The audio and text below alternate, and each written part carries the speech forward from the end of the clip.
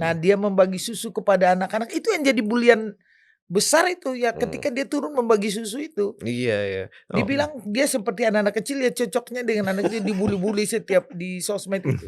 Padahal itu menjalankan program, mensukseskan programnya Pak Presiden. Mas Gibran itu mampu untuk mewakili bangsa Indonesia. Nggak ada blundernya sama sekali. Nggak ada blundernya sama sekali. Stylenya juga bagus ya. Stylenya bagus, Stylenya bagus. sopan santun, tapi tidak merendah. Ini globalisasi. Kalau kita biarkan mereka yang pegang kendali terus, globalisasi itu cuma menjadi alat buat negara maju mengendalikan negara-negara yang tidak maju menggunakan kekuatan finansial mereka. Itu yang dimaksud Mas Gibran, kita tidak boleh didikte, kita harus Kita empower tidak gitu betul. Ya. Dan itu langsung di hadapan pemimpin-pemimpin dunia itu Betul. keberanian menurut saya sih. Betul sekali. Apa jangan kan nekat itu. Itu baru pertama kali dia ya. Itu anak muda itu kita mungkin bisa dicaci maki, kita bisa dibilang kurang pengalaman dan mungkin benar, tapi ada satu hal yang mereka tidak bisa ambil dari kita. Modal nekat.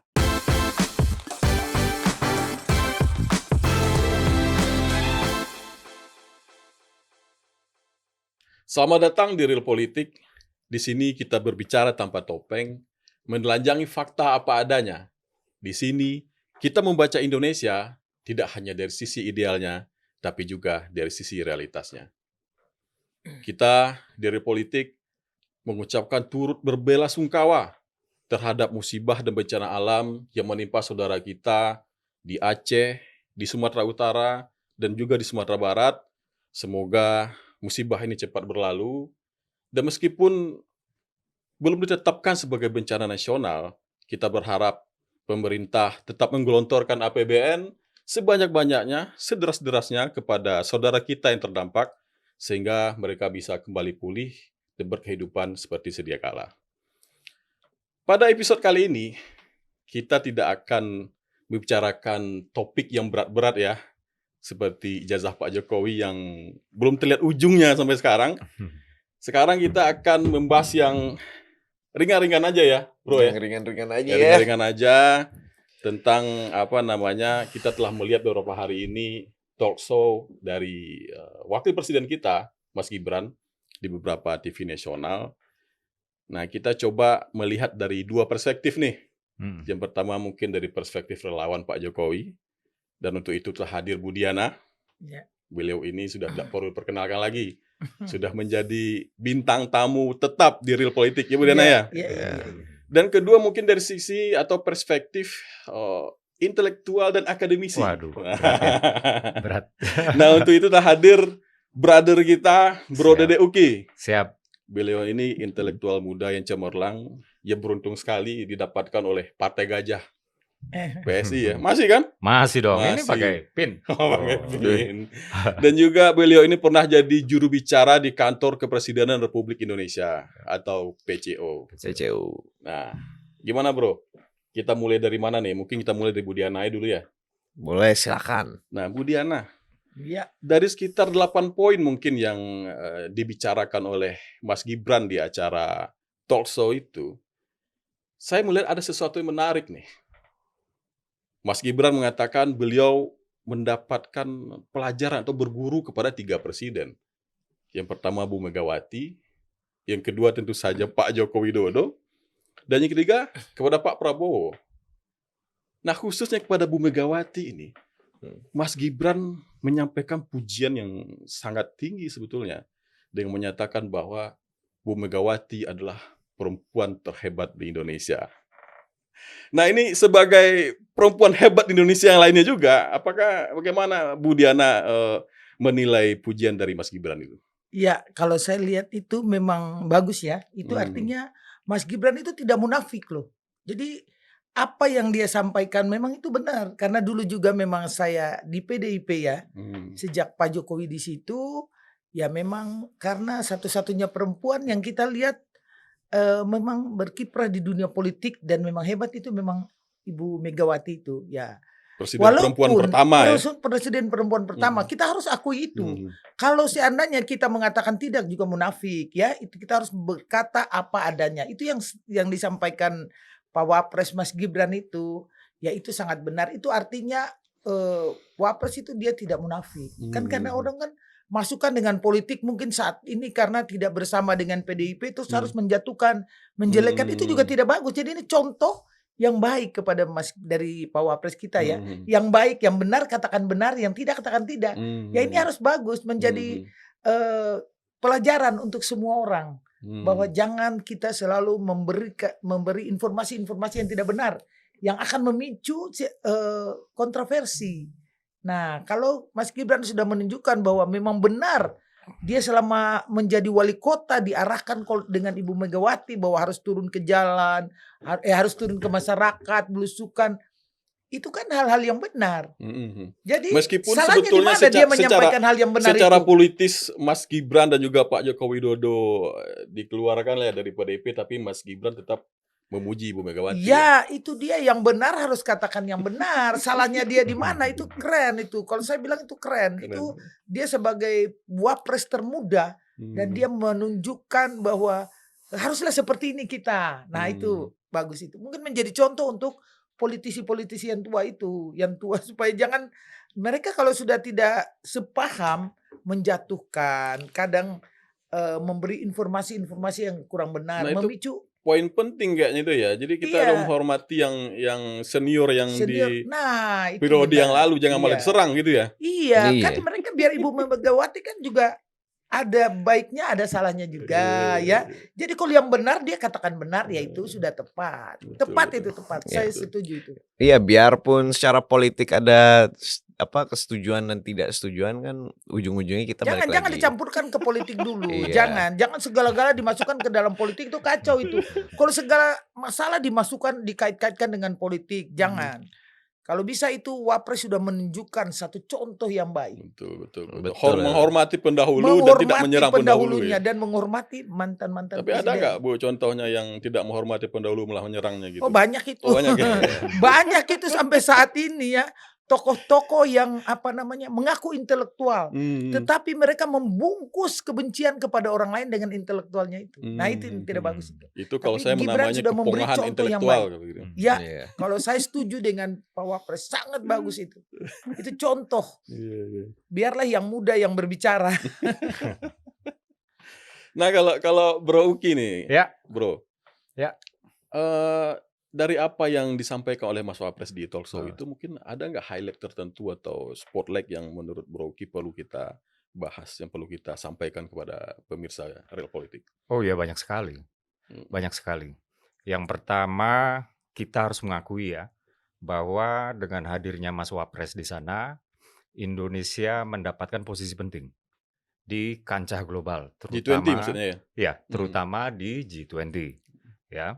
Dan kita juga sama-sama melihat ya bagaimana ketika Mas Gibran itu berpidato, itu pidatonya nggak normatif-normatif aja.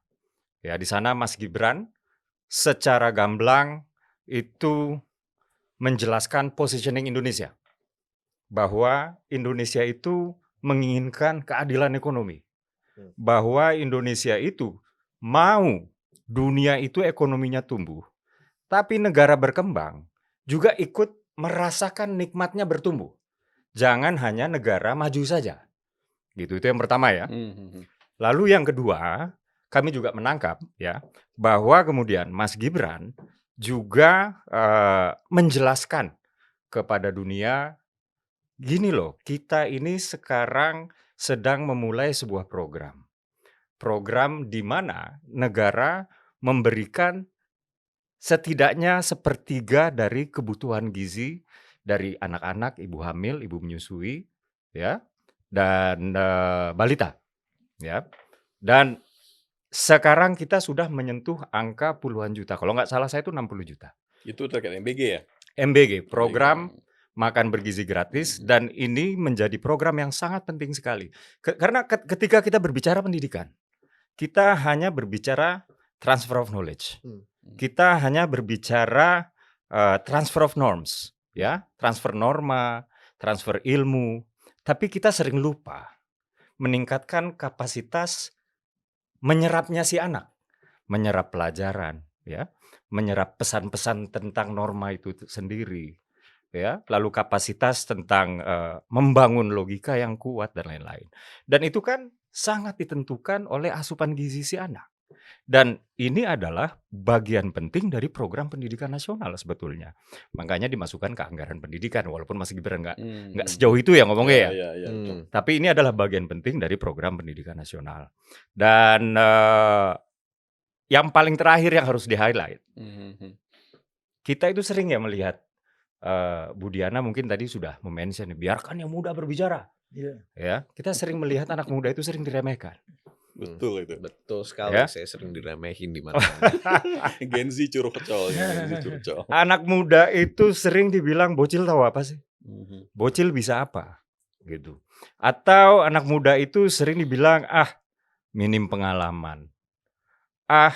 Nggak punya kapasitas.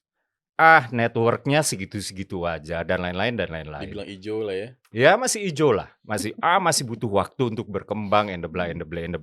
Butuh waktu untuk berkembang itu masih agak sopan ya. Cuman umumnya dibilang bocil tahu apa, bocil bisa apa, kayak begitu Nggak ya. apa, luapkan aja bro, di sini real politik, kita bicara apa ada yang Betul. Kita bicara apa Nggak hanya adanya. politik ya, nggak hanya politik, dunia kerja, ya, kemudian dunia pergaulan dan lain-lain.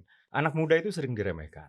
Ya, dan di sana sebenarnya Mas Gibran telah menunjukkan bahwa anak muda itu bisa membuat dunia kagum juga kok. Gitu. Anak muda itu juga bisa menginjak panggung dunia dan menggemparkan dunia, mewakili negara berpopulasi 285 juta. Gitu. Dan ini adalah pesan bahwa hei anak-anak muda Indonesia yang lain ya, jangan menyerah, ya, jangan berkecil hati. Mas Gibran itu kurang dicaci maki apa? Dari kampanye udah dibilang Samsul, asam sulfat ya. asam sulfat, Sama Silva. iya kan? Lalu udah ya diremeh-remehkan lah Mas Gibran itu ya, dibilang masih hijau, dibilang belum pengalaman, and the blah. Tapi kemudian dari semenjak debat cawapres ya, kita bisa melihat bagaimana Mas Gibran menunjukkan kapasitasnya, terutama soal konsep ekonomi kekinian, green economy, ya, soal AI dan lain-lain. Yang dimana itu juga dibawa ya kalau nggak salah di pertemuan G20 kemarin ya. Sebenarnya di Soal setiap pertemuan ketimpangan AI. Mas Wapres menyebut dengan AI coding itu selalu Iya, soal dibawa ke AI sana. coding, bagaimana AI dan coding itu harus masuk ke dalam kurikulum formal di Iya. pendidikan nasional. Mas Gibran juga bilang itu kan. Iya. Dan memang inilah yang anak-anak muda kita butuhkan. Di luar konteks substantifnya ya, bahwa pendidikan itu harus bisa sesuai dengan konteks kebutuhan zaman, tapi di sini juga ada soal nyali. Di sini ada juga soal keberanian melawan narasi-narasi yang meremehkan diri kita. Mental kita terus terang saja kalau dihujani dengan narasi-narasi yang meremehkan, bisa aja kena kok. Bisa aja kena, ya. Demam juga dibuatnya ya. Demam.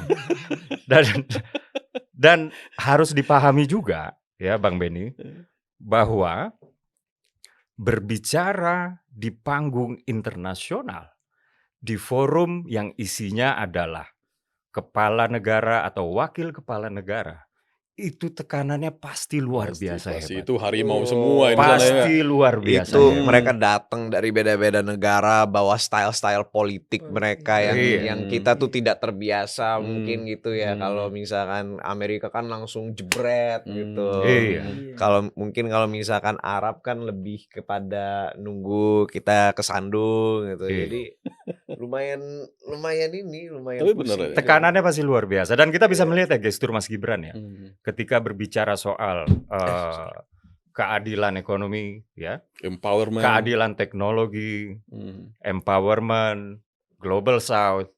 Bagaimana beliau itu menunjukkan semangatnya yang sudah geram dengan keadaan sekarang. Iya.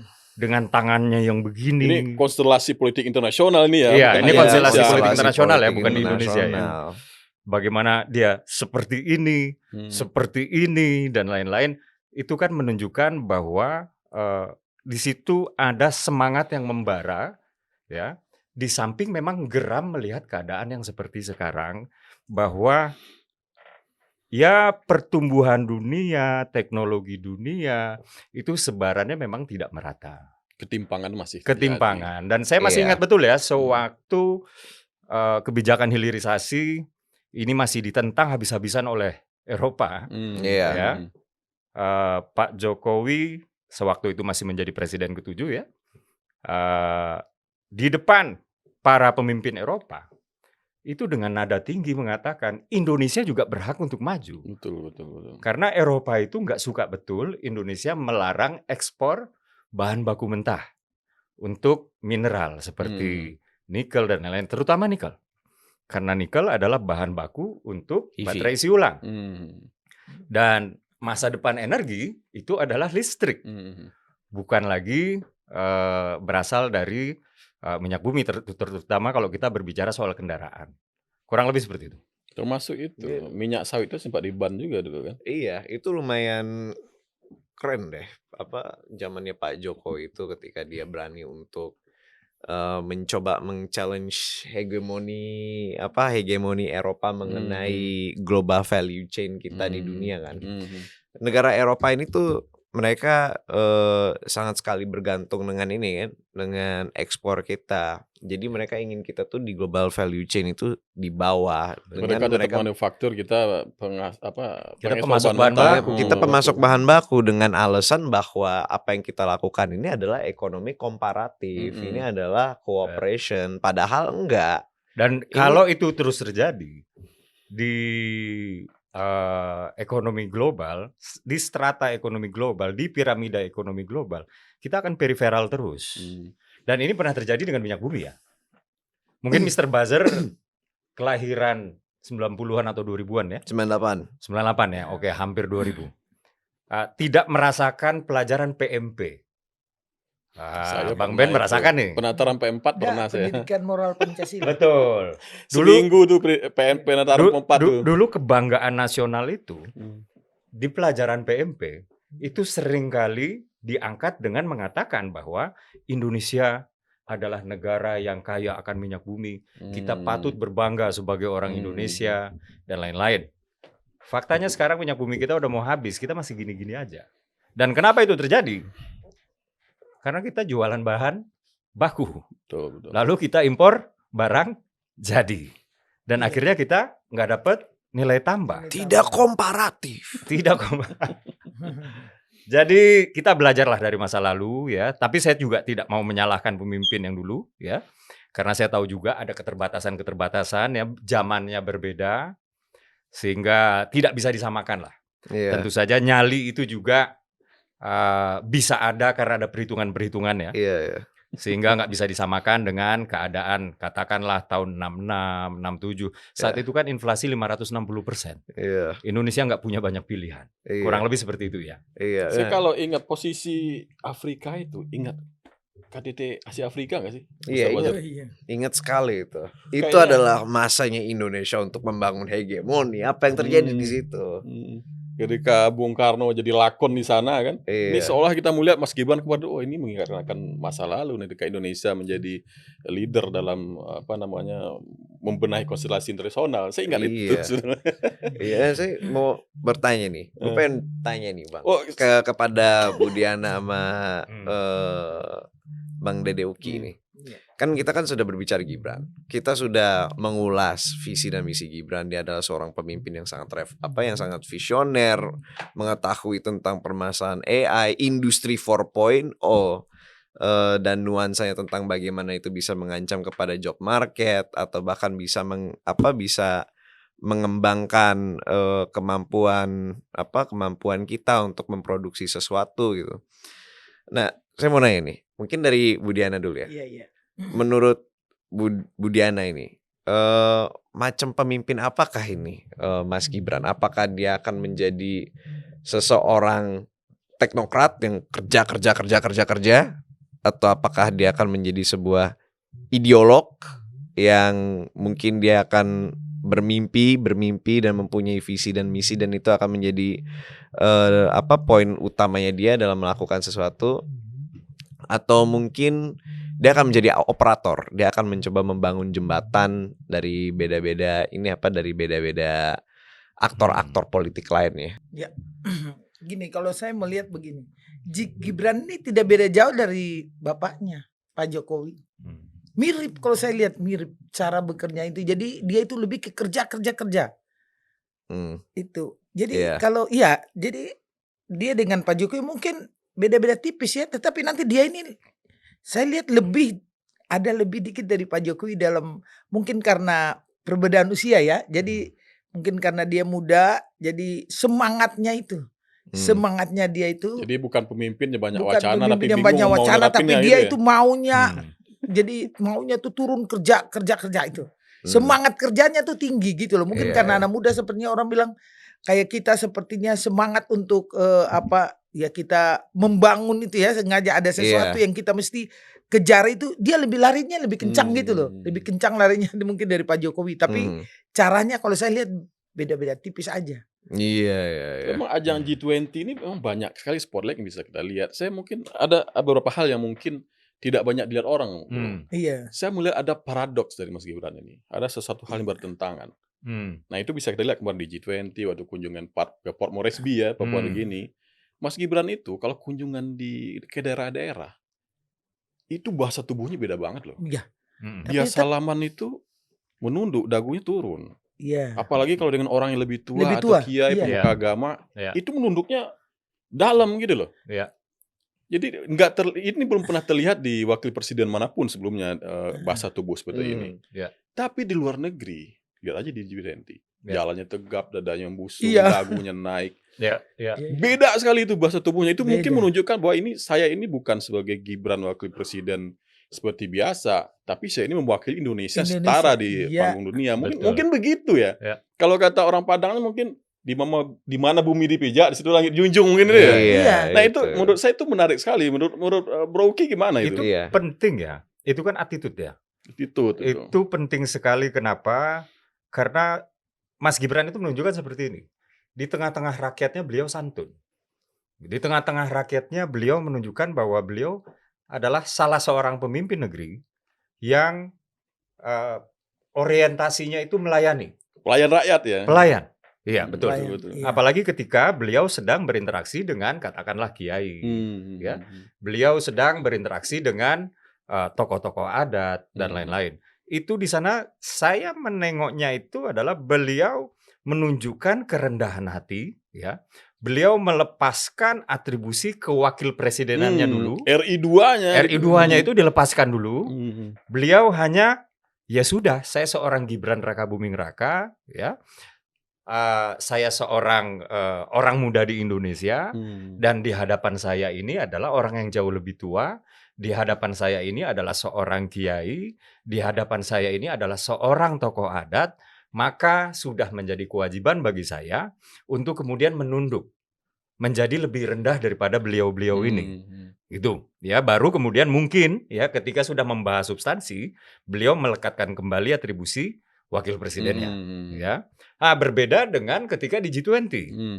Di G20 itu atribusinya bukan hanya dipakai sebagai wakil presiden, tapi sebagai seorang yang mewakili sebuah negara yang berpenduduk 285 juta, yang sekarang sedang bertumbuh 5%, yang sekarang sedang menikmati katakanlah di saat negara-negara lain ini lagi declining ya, terutama negara-negara maju ini sekarang lagi sulit-sulitnya ya, Eropa sedang sulit, Amerika sedang sulit. Indonesia ini katakanlah bersama negara-negara lain di Asia Tenggara ini lagi ranum-ranumnya. Dan we have what they need. Kita punya apa yang mereka butuh. Kalau anak gadis lagi cantik-cantik. Iya. Dan Indonesia juga sekarang sedang mengalami apa ya? Secara intelektual itu sedang mengalami peningkatan dibandingkan beberapa puluh tahun yang lalu. Kita sudah mulai menyadari bukan hanya wakil presiden atau elit politik ya, tapi juga masyarakatnya sudah menyadari bahwa misalnya ini globalisasi, kalau kita biarkan mereka yang pegang kendali terus, globalisasi itu cuma menjadi alat buat negara maju mengendalikan negara-negara yang tidak maju menggunakan kekuatan finansial mereka. Itu yang dimaksud Mas Gibran, kita tidak boleh didikte, kita harus Kita empower tidak gitu mau- ya. betul, Iya. betul. Dan pada akhirnya Mas Gibran menyinggung soal ini. Ya karena globalisasi itu bisa menjadi berkah bagi kita, ya karena dia membuka pintu ekonomi antar negara, ya dia membuka interaksi sosial antar warga dan lain-lain. Dan itu langsung di hadapan pemimpin-pemimpin dunia itu Betul. keberanian menurut saya sih. Betul sekali. Apa jangan kan nekat itu. Iya, itu baru pertama kali dia ya. Itu anak muda itu kita mungkin bisa dicaci maki, kita bisa dibilang kurang pengalaman dan mungkin benar, tapi ada satu hal yang mereka tidak bisa ambil dari kita. Modal nekat. Nyali. Bondo nekat itu kita aja ya. Iya. Tapi sejak Penonton dari politik itu- mesti catat itu ya. Itu berbicara depan pemimpin-pemimpin dunia yang memang mau mendikte kita. Itu langsung di depan orangnya gitu loh. Iya. Ya, itu, benar ya? tapi sejak dari itu kebencian kepada dia saya lihat menurun ya. Sejak dia dari G20 itu Iya, sepertinya menurun. Hujatan-hujatan kepada dia tuh mulai agak berkurang. iya. Hanya Pastilah. dari beberapa orang tertentu. Jadi Jadi kan saya ikuti terus itu. Pasti Betul. lah. Jadi ada dua reaksi yang umum saya lihat ya. Reaksi yang paling besar tuh adalah terkejut. Kaget dia. Kaget. Banyak Betul. orang yang kaget, Dan nyangka. nggak nyangka Mas Gibran bisa juga begini gitu. Cuman kalau kita di PSI, kita sudah lama mengagumi beliau dan kita tahu betul kapasitas beliau. Kita tetap kagum dengan apa yang baru saja dipertontonkan, tapi kita nggak kaget. Dan ini proporsi yang kayak kawan-kawan PSI ini proporsinya tuh sikap yang kayak begini ini kecil. Kebanyakan tuh pada kaget. Kaget Karena itu mereka bagi yang naruh membenci. standarnya rendah Ya. atau tahu udah Iya, melesat betul. gitu Kaget itu mereka. bagi yang tidak suka itu pada kaget semua saya lihat. Jadi pada bingung karena kan setiap hari dicaci maki, diremehkan, Malah direndahkan, dibilang ya kan? nggak bisa bahasa Inggris padahal lulusannya luar negeri. Padahal Iya. bisa. Dibilang nggak bisa bahasa Inggris, dibilang pelangap-pelongo. Ah. Jadi sedikit saja ketika Mas Gibran menunjukkan kapasitasnya, orang ini langsung bingung nih bersikap apa kita? Opini Mau apa yang ngomong harus kita lagi? keluarkan Mau bicara nih? apa lagi? Iya. Tapi ini memang membantah isu-isu yang menyatakan bahwa Pak Prabowo nggak percaya Mas Gibran untuk keluar negeri. Mungkin akan lebih sering menuju AHY, katanya kan begitu kan. Iya, Tapi ternyata iya. ditunjuk, artinya memang hubungan antara beliau berdua ini tidak ada masalah sebetulnya. Iya, Itu hanya iya. dihembuskan Tidak ada oleh masalah. orang-orang yang mungkin menginginkan hal itu terjadi. Ya. Ditambah lagi kan Pak Prabowo ini memang sangat cinta ya dengan politik luar negeri ya. Itu Ya, menjadi betul, salah betul, satu Iya. passionnya beliau dari muda. Dan sampai sekarang kan kelihatan bahwa passionnya itu di dunia diplomasi, di dunia perdagangan Iya. gitu. Cultural exchange, military security dan lain-lain. Nah, ketika Pak Prabowo gue ngeliat nih ya Bang ya, ketika Pak Prabowo itu memberikan amanah kepada Mas Gibran untuk pergi ke G20 di Afrika Selatan ya, itu adalah semacam gesture bahwa sini lo bisa nggak main di bidang gue nih gitu. Lo bisa nggak main di bidang gue gitu. Kayak gue pengen nih lo main di bidang gue nih. Ibarat Itu kata kayak kepercayaannya sangat tinggi kalau iya, begitu. ibarat kata kan seperti yang kita udah establish dari awal, Mas Gibran ini kan berguru ke Pak Prabowo. Ini Iya. ujiannya. Ini gitu. ujiannya ya. Ini adalah ujiannya gitu. Dan ternyata terlewati dengan baik gitu ya. Terlewati dengan flying colors. Iya. Tapi hal ini Gitu. kalau ini mungkin saya mau wawancari narsum nih. Menurut Gen Z hal ini penting nggak sih dilihat di dunia internasional? Pemimpin muda yang kayak begini? Harus begini ya. Jadi gue yang eksposisi nggak apa-apa sih. Nggak masalah. Ya. nggak masalah. Kita bertukar pendapat di sini. Di dunia Gen Z itu melihat bahwa Gen Z itu adalah produk dari kebanyakan sistem yang mulai runtuh karena keberatannya kan. Dan mereka itu tumbuh lahir di dalam sistem, mengetahui di mana kelemahan sistem itu, mengetahui apa yang harus diperbaiki dari sistem itu. Dan permasalahan utama mereka salah satunya dan mungkin menjadi step one untuk mengatasi semua masalah Gen Z di dunia adalah aksesibilitas dan representasi. Gitu. Mereka tidak merasa diwakilkan, mereka tidak merasa disuarakan. Ini Gitu. connect dengan pembicaraan Bro Uki di awalnya itu. Iya. Nggak dipercaya Gen Z sama Percaya. Gen Z muda. Nah, dengan Mas Gibran pergi ke Afrika Selatan untuk apa? Untuk mewakilkan bangsa Indonesia gitu. Ini semacam restoration of hope Ya, kepada kepada relevansi Gen Z di dalam politik dunia gitu. Iya. Walaupun Mas Gibran itu milenial ya, tapi kan Mirip-mirip ujung-ujungnya lah. anak muda juga kan, gitu. Mbak, kita semua di sini anak-anak Gen Z paham lah. Kita belum level nyampe di G20. Yang mendekati aja di situ siapa gitu. Ya, Tapi ini menarik karena teman-teman gue ini nih mereka kebanyakan dari mereka sangat sangat menentang Mas Gibran gitu. Tapi ketika Mas Gibran pergi ke Afrika Selatan, ya mereka cuma mempunyai pujian untuk dia. Ya. Karena apa? Mewakili bangsa kita gitu. Bisa toe to toe, bisa apple to apple pemimpin dunia gitu. Bisa ibarat kata tuh bisa membangun sebuah raport dengan Sanae Takaichi gitu. Membangun raport dengan Donald Trump dan semua pemimpin dengan sangat humble gitu. dengan ya, nggak ada sangat humble. Iya. Ya. Itu menunjukkan bahwa Mas Gibran itu mampu untuk mewakili bangsa Indonesia. Nggak ada blundernya sama sekali. Nggak ada. Nggak ada blundernya sama sekali. Stylenya juga bagus ya. Stylenya bagus, Stylenya bagus. sopan santun, Sopan santun. tapi tidak merendah. Nggak kayak dia ketemu dengan Gus atau Kiai atau mungkin politikus yang lebih senior di Indonesia. Nggak. Karena dia mewakili pride-nya Indonesia gitu. Kalau dulu kan kita sering mendengar ya, Bro Uki ya, Mas Wapres ini katanya sangat low profile, tidak mau terlalu maju, karena memang wewenangnya sebagai Wapres kan memang terbatas. Tapi kalau kita ngelihat performa beliau ini di G20 khususnya termasuk bagaimana beliau di setiap kunjungan kerja membahas AI, coding, segala macamnya, akan lebih baik nggak sih kalau agak maju dikit gitu? Ya, ini terus terang ya. Saya pernah bicara 4 mata sama Mas Gibran.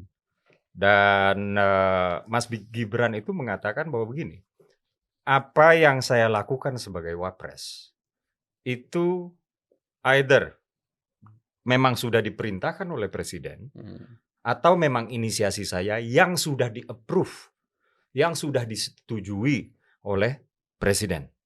Apabila Presiden belum memberi approval, apabila Presiden tidak memberikan instruksi, saya nggak akan bergerak kemana-mana. Dan setelah saya lakukan kegiatan tersebut, maka saya langsung melaporkan proses kegiatan, hasil kegiatan, dan lain-lain kepada Presiden. Jadi Mas Gibran itu bukan di dalam posisi menentukan apa yang akan dia kerjakan, apa yang sedang dia kerjakan, dan Mas Wapres itu juga bukan orang yang menentukan institusi-institusi mana yang sekiranya dia bisa libatkan sejauh mana. Kurang lebih seperti itu ya.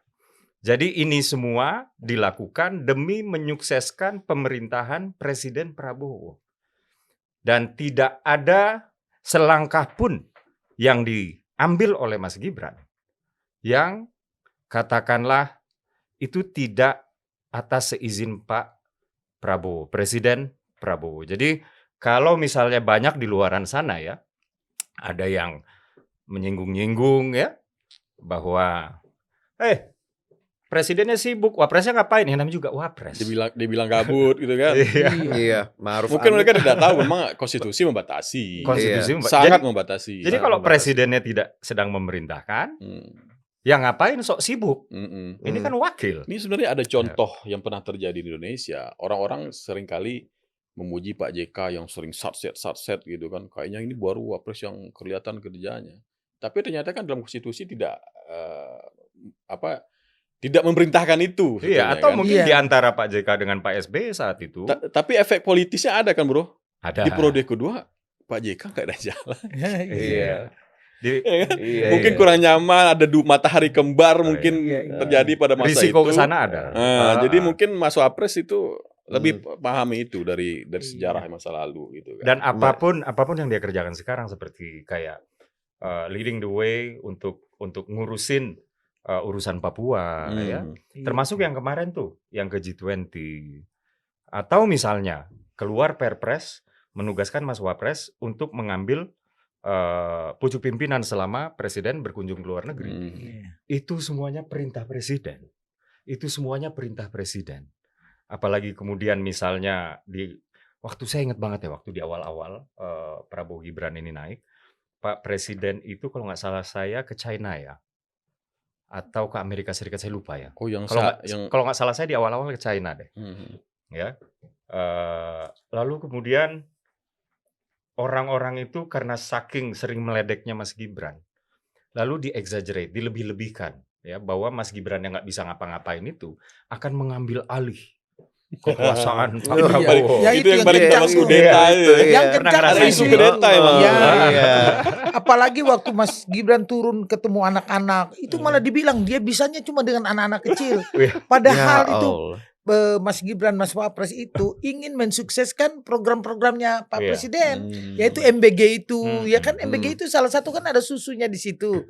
Nah, dia membagi susu kepada anak-anak itu yang jadi bulian besar itu ya ketika dia turun membagi susu itu. Iya ya. Oh, Dibilang dia seperti anak-anak kecil ya cocoknya dengan anak kecil dibully-bully setiap di sosmed itu. Padahal itu menjalankan program, mensukseskan programnya Pak Presiden. Saya mau bilang nih, orang Indonesia ini kadang suka lupa dengan dengan pelajaran politik Pak Jokowi ini, maestro politik Indonesia gitu, yang telah mengabdi untuk negara 10 tahun ini.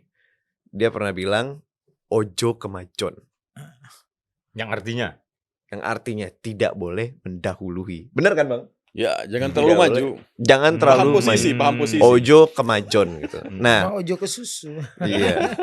Ojo Jangan ke susu, buru-buru, jangan jangan buru-buru buru-buru. gitu. Iya, maksudnya ada. Nah, ojo kemajon ini menarik nih konsepnya nih. Sampai sekarang gue pakai ini nih, ojo kemajon, dan itu munjur, sangat munjur itu. Udah kayak obat ya.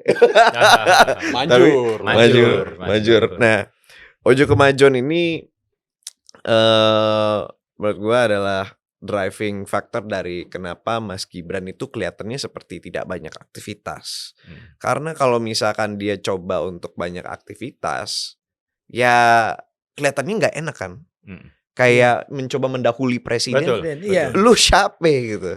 Iya. Nah, makanya dia nunggu perintah presiden Iya, dan dia hanya menjalankan apa yang dimandatkan oleh Pak Presiden kepada dia. Iya, iya. Nah, orang Indonesia nih seolah-olah lupa bahwa ada itu konsep ojo kemajon gitu. Iya, iya. Dimana kalau misalkan kita mendahului, ya kita akan kelihatan kayak gila banget nih kita nih sama mau terdepan banget nih. Kita mesti ingat bahwa Indonesia itu bukan negara di mana orang-orang ingin selalu tampil terdepan dan paling sendiri, tapi Indonesia adalah negara di mana tuh ada tempatnya untuk semuanya gitu. Ya. Kayak Itu ojo kalau kita kemajon. berpikiran positif. Kalau ya. anak game bilangnya jangan push rank lah ya.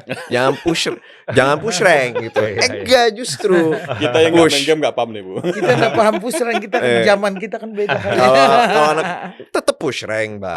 Oh gitu. Tetap push Kalau rank. kita gitu. berburuk Tapi- sangka kepada politisi, itu kalau orang turun ke daerah, Ya. itu dibilang itu direkayasa. Itu udah direkayasa, ada sambutannya bagus itu bisa rekayasa. Turun ke daerah bawa kamera, bawa wartawan, itu dibilang pencitraan. Enggak bawa kamera, dibilang nggak kerja. Ini ada yang benar kalau di politisi. Ini itu saya ada cerita nih Bingung. melanjutkan pembicaraan saya empat mata sama Mas Gibran di Istana Wapres saat itu ya. Beliau itu agak berada di posisi terjepit, ya. Jadi beliau itu pingin sekali dan sedang melakukan apa yang beliau katakan tadi, sedang membantu presiden, menyukseskan program presiden, memastikan implementasi dari apa yang sudah diinstruksikan presiden itu betul-betul terlaksana dengan baik, ya. Namun di satu sisi, kalau misalnya beliau diikuti terus oleh wartawan, kalau kemunculan beliau itu terus-terusan menjadi headline, maka kemudian pasti akan ada mulut-mulut, ya, Iya. lambe-lambe Pura-pura, ya. yang mengatakan bahwa Mas Gibran ini akan mengambil alih, ya, mengambil alih popularitas presiden. Iya. Jadi saat itu Mas Gibran itu sudah berada di posisi bahwa kadang-kadang beliau itu melakukan giat, itu tidak mengajak wartawan-wartawan Istana Wapres, gitu. Yang 40-an orang lebih itu yang nggak pernah diajak ya. Nggak diajak. Jadi memang agak sulit ya Oh. berada di posisi Mas Gibran ya, kadang-kadang kalau misalnya dia terlihat betul nih, jadi headline ya kan, atau terlihat betul bekerjanya, nah ini pasti kan orang-orang yang menginginkan berada di posisi Mas Gibran di 2029 itu Betul. pasti langsung, ini hati-hati nih Mas Gibran nih. Wah ini Mas Gibran ingin mengambil popularitas presiden, ya, ancaman Iya, buat betul. Pak Prabowo. 2029 jangan-jangan mau nyapres, endeblay kayak begitu kan? Tambah rame lagi Iya, nanti. tapi Iya. kalau misalnya nggak kerja-kerja atau nggak diperlihatkan bahwa dia sedang bekerja, Makin hancur. makin hancur lagi. juga. Tapi ternyata memimpin itu memang menderita. Ya. Iya. Legend is legend memang. Kayak gitu posisi yang nggak enaknya seorang pemimpin masih banyak juga yang pengen jadi wapres, pengen jadi presiden Iya. gitu ya. Kalau saya menangkapnya, semakin tinggi posisi kita, maka kita semakin dianggap ancaman karena semakin banyak ancaman di sekeliling kita karena semakin banyak orang yang ingin berada di posisi kita kan. Dan inilah yang sekarang sedang dialami oleh Mas Gibran. Gitu. Walaupun mungkin isunya justru dia yang dianggap ancaman. Iya. Padahal justru ancaman lah yang banyak berada di sekitarnya. Iya, Mas Gibran. baru berapa bulan menjabat sudah diminta dimakzulkan ini Iya. itu. Di Iya. dalam Ini aja talkshow kan kemarin juga juga dibicarakan. masih Ijazah kemarin gitu kan. juga Saya lagi sudah dimaksud. tunjukkan ijazah saya, ini ijazahnya, ini Iya. penyetaraannya, masih juga terus diperkarakan gitu kan. Ada yang ke Australia bahkan. Oh, ada yang sampai ke Australia. Iya. Kemarin aja Datangnya masih ke kursus gitu reuni masih bicara dimakzulkan. kan. Oh masih ya? Oh iya, kemarin seruannya kan Iya, di memakzulkan. toanya kencang Tuanya itu. Saya kencang nontonnya. banget untuk Oh, iya. turunkan, iya, untuk memakzulkan. Iya. Ini Itu. politik macam apa sebetulnya? Politik balas dendam aja. Yang kayak gini nih ya mungkin Gen Z membuat antipati pada politik nanti. Saya Jadi yang apolitis capek nanti tiap takutnya hari. begitu. Iya. Tapi itu adalah fakta ya. Hmm. Bahwa dibandingkan milenial yang sudah cukup apolitis sebenarnya. Ya karena kan generasi sandwich itu sudah dimulai dari millennials ya. Gen Z ini lebih lagi. Lebih lagi. Mereka kan orang-orang yang digital native ya. Mereka orang-orang yang permasalahannya semakin kompleks, permasalahan dunia nyata, permasalahan dunia maya. Gue punya dua kehidupan nih Bang. Iya. Dari SMA kadang gue punya pacar in real life sama pacar online. Oh, Atau gitu ya. Yang repot kita tiap hari mesti berantem di sosmed untuk membela. Ah, Iya. justru itu hebatnya Budiana Saya ini. yang tiap hari itu Relawan-relawan saya yang militan counter itu. ini. Iya, saya yang tiap hari itu mesti counter Iya, itu. 1000 kebohongan Di juga harus 1000 counter dengan 1000 kebohongan itu yang kebenaran. saya kan lawan gitu. tiap hari itu. Suara saya keras tiap hari, teriak-teriak hanya untuk itu. Jadi sehari berapa kali Budiana dipanggil Termul? Jadi saya hari, aduh tidak bisa dengar itu kalau sampai jangan saya dibilang Sri Kandik Termul, ketua Termul katanya. Ketua Termul di TikTok katanya saya itu ketua Termul. Padahal demokrasi ini kan memberi kita kemewahan sebetulnya ya. Ya. Kalau udah kalah di kontestasi pilpres misalnya, 5 tahun lagi bisa kok kita bertarung lagi gitu loh. Jadi untuk apa kita menebar hoax, ingin memakzulkan, ya tarung aja nanti. Udah Kan tunggu 5 kemewahan tahun demokrasi lagi, kan udah itu. tunggu 5 tahun Kenapa lagi, tidak sekarang udah sabar? panas. Baru 3 bulan menjabat sudah pengen Oh, udah makzulkan panas itu ya. sekarang. Oh. Jangan tunggu 5 tahun sekarang ini udah Iya, justru Di nih. sosmed itu sudah kencang sekarang itu, heran saya itu. Justru Nanti dulu. gue melihat nih Bang, kalau misalkan udah sekencang dari sekarang, artinya apa? Rakyat Indonesia itu yang memang sangat mencintai demokrasi. Gitu. Iya, belum Kebebasan apa-apa. berpendapat tepatnya. Kebebasan berpendapat gitu. Sekalipun pendapatnya kebablasan juga tuh. Iya, kan seperti yang dikatakan sama Pak Zulhas ya sekitar 12 atau 13 tahun yang lalu ya. Ya ini kan Indonesia baru mengalami yang namanya reformasi. Baru mengalami yang namanya kebebasan berpendapat. Itu ngeri ya. itu. Itu ada video Harrison Ford. Iya. Bukan Han Solo. Tapi saya membacanya begini, Mr. Bazar dan Bang Ben. Kenapa orang-orang ini early start? Karena yang harus dihancurkan di sini adalah reputasi Pak Jokowi. Gitu. Karena Pak Jokowi ini adalah sebuah anomali sejarah politik. Sudah tidak berkuasa pun tingkat kedisukaannya 83%. Coba bayangkan, ya. Dan nggak pernah ada pemimpin di dunia ini yang seperti itu. Iya. Nggak pernah ada pemimpin di Indonesia juga yang seperti itu. Ketika Pak Jokowi lepas, ya, atau sudah menyudahi periode terakhir kekuasaannya, itu 80%, ya, approval rating. Tinggi tuh. Tentu saja ketika sudah tidak berkuasa, tidak approval rating, tingkat kedisukaan atau sejenisnya ya, itu Akseptabilitas. 83% Oh. versi indikator politik Profesor Burhan Muhtadi. Ya, jadi ini valid nih. Dan tentu saja itu artinya telunjuk Pak Jokowi di 2029 akan menjadi telunjuk yang paling sakti. Telunjuk berbisa Mas. Itu dia. Nah, Itu dia. Jadi ketika kita mengatakan pemilu 2029 masih jauh ya, ada orang-orang yang menginginkan, oke, tapi terlebih dahulu yuk kita lemahkan dulu telunjuknya Pak Jokowi. ya betul. Gitu. Karena telunjuk ini terlalu sakti nih untuk dilawan ketika waktu udah tinggal setahun 2 tahun. Gitu. Betul, Dan betul. orang-orang ini adalah orang-orang yang tidak memiliki afiliasi politik dengan Pak Jokowi sudah pastinya ya. Atau orang-orang yang merasa anak kandung dari Pak Jokowi yang sekarang menjadi wakil presiden yaitu Mas Gibran Rakabuming Raka yang dihina dihujat terus ini adalah ancaman karena beliau memiliki afiliasi politik yang secara langsung bukan hanya afiliasi politik tapi afiliasi darah dengan Pak Jokowi. Jadi Mas Gibran juga menjadi korban otomatis. Iya, pasti. Gitu. Yang lucu Dan kemarin satu kita- lagi itu, jadi efeknya Pak Jokowi itu sangat kuat loh di sosmed loh. Jadi ketika orang live, musuh-musuh pun ya, pembenci-pembenci kalau pasang gambarnya Pak Jokowi dalam bentuk apapun pasti rame penontonnya. Begitupun kita, kalau kita pasang fotonya Pak Jokowi rame. Jadi tiap hari itu Pak Jokowi itu dibicarakan di sosmed loh. Oh iya Di betul. TikTok. Oh iya. Oh iya. Tidak pernah. Kalau Nggak siapa hanya tidak, sosmed TV. kalau tidak bicara Pak Jokowi sepi itu live-nya Sepi. dia. Sepi. perkara ijazah aja. Makanya saya Udah tiap hari tuh, dimana-mana saya dibahas. tiap hari live itu pasang fotonya Pak Jokowi biar rame penonton Kemarin saya. kita bahas survei Populi. Ya. Itu pertanyaan terbuka atau home mind siapa yang akan menjadi pilihan presidennya? Pak Jokowi mesti masuk loh. Masih ada ya? 8%, Iya. Saya lupa angka mungkin 8,1% beberapa itu. Jadi, Iya. jadi kan ada di situ kan pembenci-pembenci tangkap Jokowi dibalas sama yang lain, tangkap dan jadikan presiden lagi. Tapi ini perlu kita bahas nih. Ternyata efek Pak Jokowi itu Iya. nanti juga akan sepertinya akan bisa dinikmati oleh Partai Gajah nih. Waduh. Ya, Di salah satu podcast saya Ini. dengar itu Ya. Mas Burhan yang ngomong ya. Ya. Kalau Pak Jokowi jadi nih fix Ah. jadi ketua Dewan Pembina itu di atas 10%.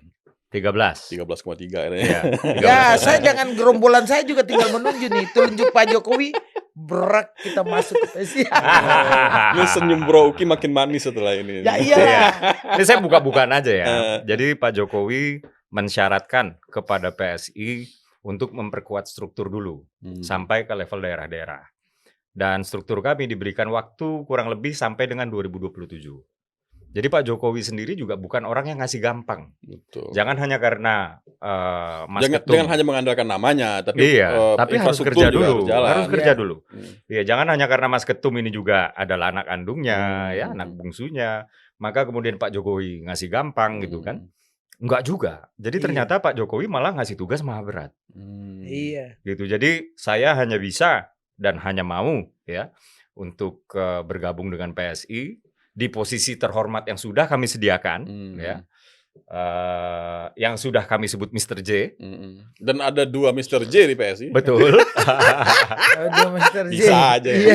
Bisa ya. Istilahnya Gue liat beritanya tuh kayak istilahnya nggak baca Pak ini. Jokowi, saya kasih motor, bensinnya kalian beli sendiri Iya. biar jalan gitu Betul, loh. betul. Jadi ini kawan-kawan saya, kawan-kawan kami di PSI, ini sekarang kerja super keras ya untuk memenuhi dalam tanda kutip syarat yang diberikan oleh Pak Jokowi agar keterwakilan PSI, kantor-kantor PSI itu sampai ke level desa.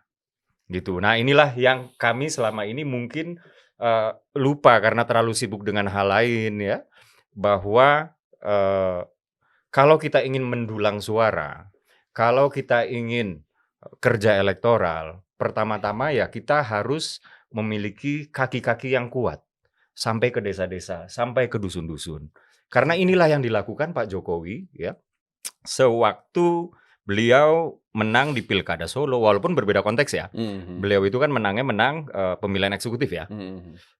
Tapi beliau meyakinkan pemilih-pemilih itu sampai beliau memastikan itu dusun sini bagaimana, dusun sini bagaimana, desa sini bagaimana. kelurahan sini, kecamatan sini bagaimana? Apakah mereka sudah berpihak kepada kita? Sampai pada akhirnya beliau di Solo itu kan periode kedua itu suaranya sampai dengan 90%. 90% itu fenomenal sekali. Dan Pak Jokowi ingin memakai cara tersebut tapi dituang ke dalam konteks partai.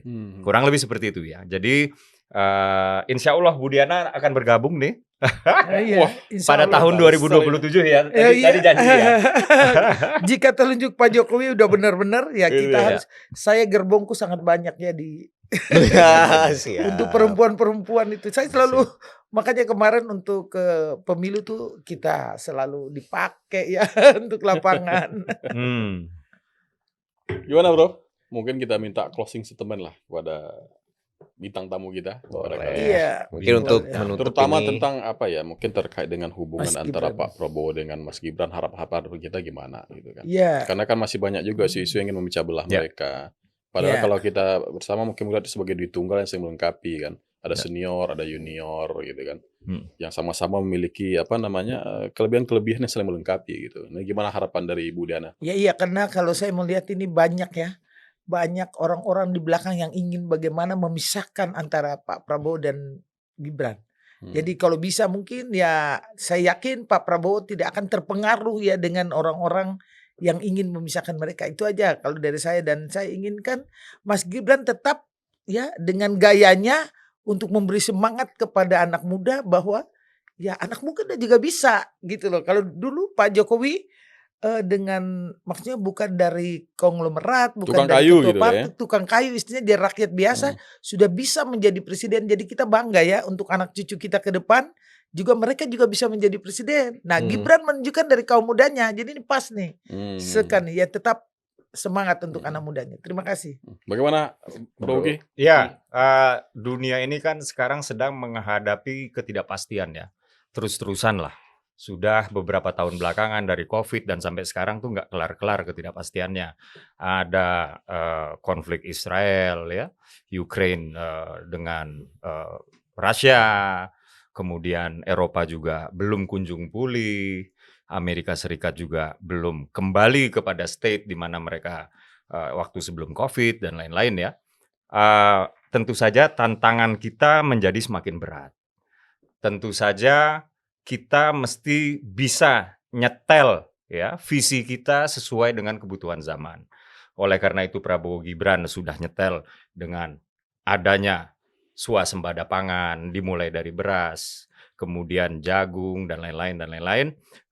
Kemudian juga peningkatan kualitas SDM melalui asupan gizi yang cukup. Kemudian juga cek kesehatan gratis karena hak untuk sehat dan diproteksi kesehatannya ya itu memang sudah diamanahkan oleh Undang-Undang Dasar dan kita sekarang sedang mewujudkan ini. Sekali lagi di tengah tantangan global yang luar biasa. Jadi kita jangan sampai disibukkan ya dengan diskursus yang tidak berguna, katakanlah seperti itu ya. Diskursus yang justru kontraproduktif, yang ingin memecah belah antara Pak Prabowo dengan Mas Gibran, iya. yang ingin memecah belah antara Pak Prabowo dengan Pak Jokowi. Biarkanlah dua tokoh ini ya, kalau dengan Pak Jokowi berarti ada 3 tokoh, ini bersama-sama karena mereka ini kan simbol dari dalam tanda kutip katakanlah rekonsiliasi nasional. Dan tidak ada yang paling kunci daripada persatuan nasional untuk membawa Indonesia menjadi negara maju di 2045. Begitu. Bro, kita sudah melihat dari 2 perspektif yang sangat menarik nih. Silakan disimpulkan Mr. Buzzer. jadi gue pengen menyimpulkan bahwa ini pembicaraan yang sangat menarik ya. Kita Menarik, sudah menarik. melihat Gibran dari akar rumput dan kita juga melihat Gibran dari segi akademis gitu. Dan kita berkesimpulan bahwa memang yang kita lihat sekarang ini adalah sebuah ujian anak muda dalam politik itu seperti apa gitu, aspirasi apa yang mereka bawa gitu, gayanya seperti apa, gayanya kan fleksibel dan lain-lain gitu. Dan ya kalau misalkan dari gue sih, gue sangat optimis bahwa kedepannya lagi akan lebih banyak gebrakan-gebrakan baru dari wapres tercinta kita gitu. Dan iya sih, gue optimis akan itu. Lu optimis nggak Bang? Optimis harus. Optimis dong. Iya lah. Optimis. Kalau kepemimpinan sudah di tangan anak muda, apalagi yang kita harapkan selain pada kemajuan bagi bangsa ini kan? Wah, Gitu. gue setuju tuh dengan adanya yang tua dan muda kan. Narsum kita kan juga ada senior, ada junior. Iya.